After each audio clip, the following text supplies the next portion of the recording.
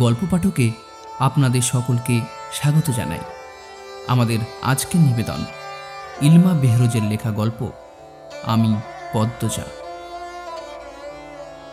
পদ্মজা তার হাতের লাল খামটি থেকে দুটো চিঠি বের করল। সে প্রতিদিন এই চিঠি দুটো পড়ে দিন শুরু করে। যতক্ষণ পড়ে মনে হয় যেন আমিরের সাথে কথা বলছে। তার একদম পাশ ঘেঁষে ফিসফিসিয়ে আমির বলছে, পদ্মাবতী, ভালোবাসি। পদ্মজা চিঠি দুটোতে প্রথমে চুমু দিল, তারপর একটি চিঠির ভাঁজ খুলল।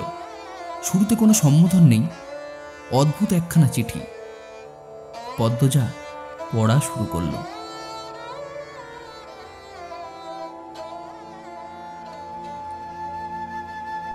প্রিয়র চেয়ে প্রিয় পদ্মাবতী, আমার পাপের রাজত্বে তোমার আগমন ভূমিকম্পের মতো ছিল। যখনই দেখি তুমি দাঁড়িয়ে আছো, আমার হৃৎপিণ্ড থমকে যায়।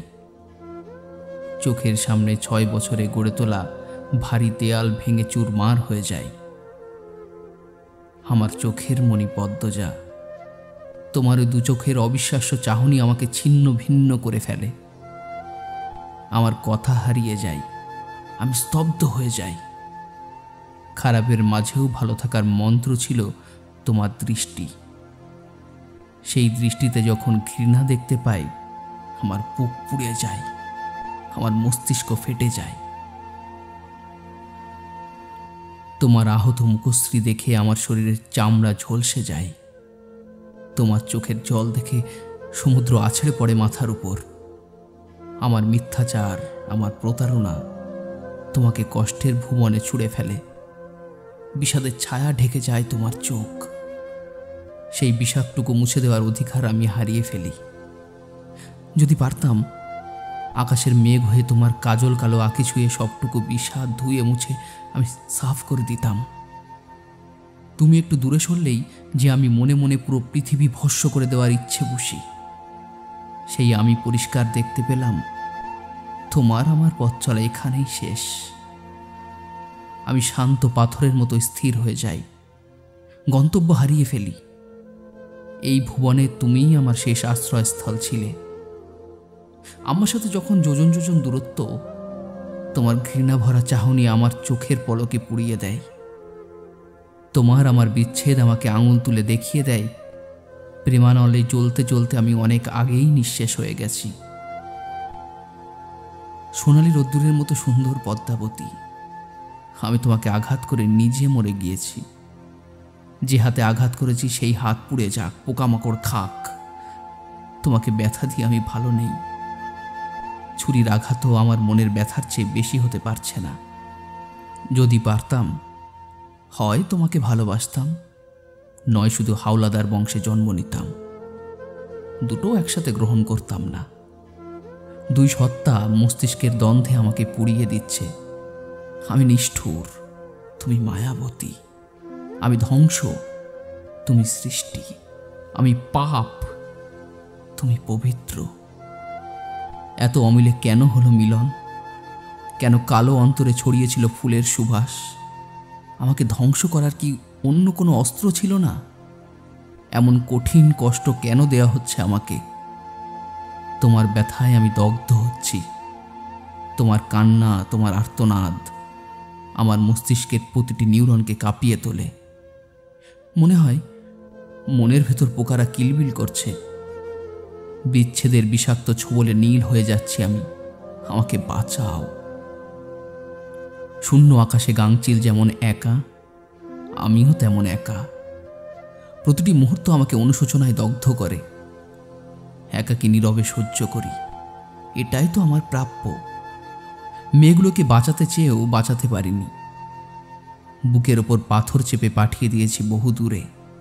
যখন তাদের জাহাজে তুলে দিয়েছি, আমার দিকে করুণ চোখে তাকিয়েছিল। ব্যথিত হৃদয় প্রথমবারের মতো অনুভব করে, তারাও তো আমার মতো কষ্ট পাচ্ছে, কিন্তু আমার আর কোনো সামর্থ্য ছিল না। আমার জীবনের বসন্তকাল তুমি। তোমার অসহ্য আলিঙ্গন আমার সহ্যের বাইরে ছিল।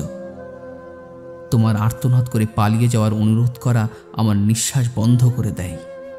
সত্যি যদি পারতাম পালিয়ে যেতে, কিন্তু তা আর সম্ভব নয়।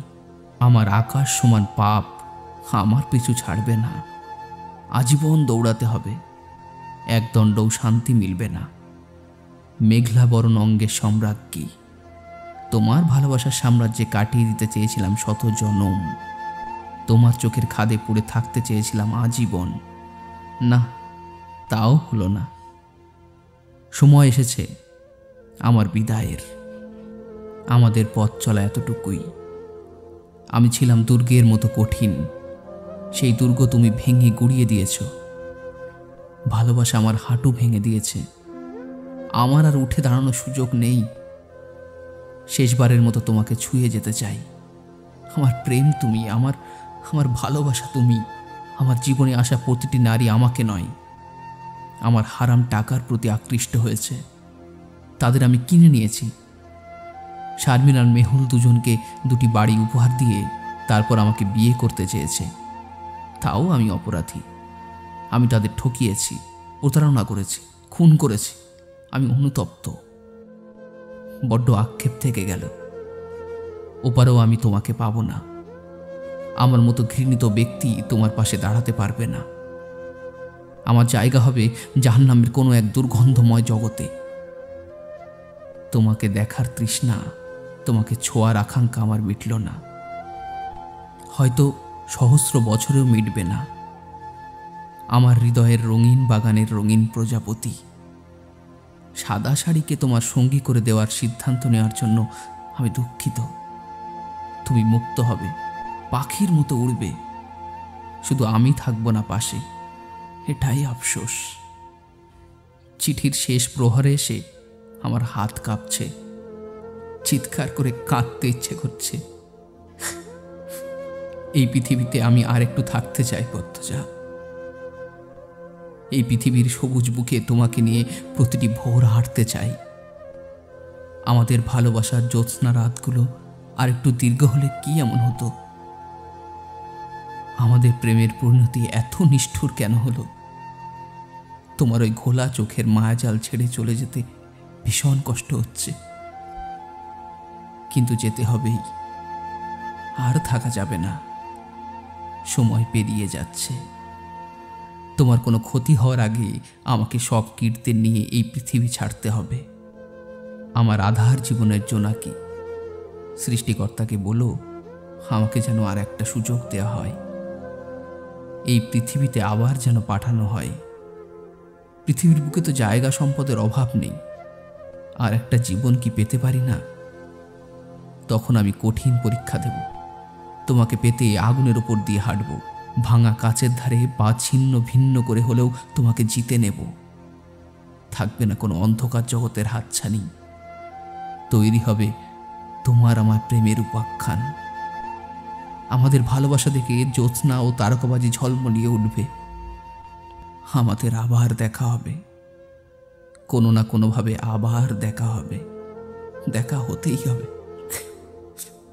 নিজের খেয়াল রেখো, ঠিক মতো খাওয়া দাওয়া করো। পূর্ণা মা হেমলতার কাছে নিশ্চয়ই ভালো আছে, চিন্তা করো না। পারলাম না আরো কয়টা দিন তোমাকে আগলে রাখতে। ক্ষমা করো আমায়। অতৃপ্ত আমি মৃত্যুকে তৃপ্তি হিসেবে গ্রহণ করছি। ইতি আমির হাওলাদার।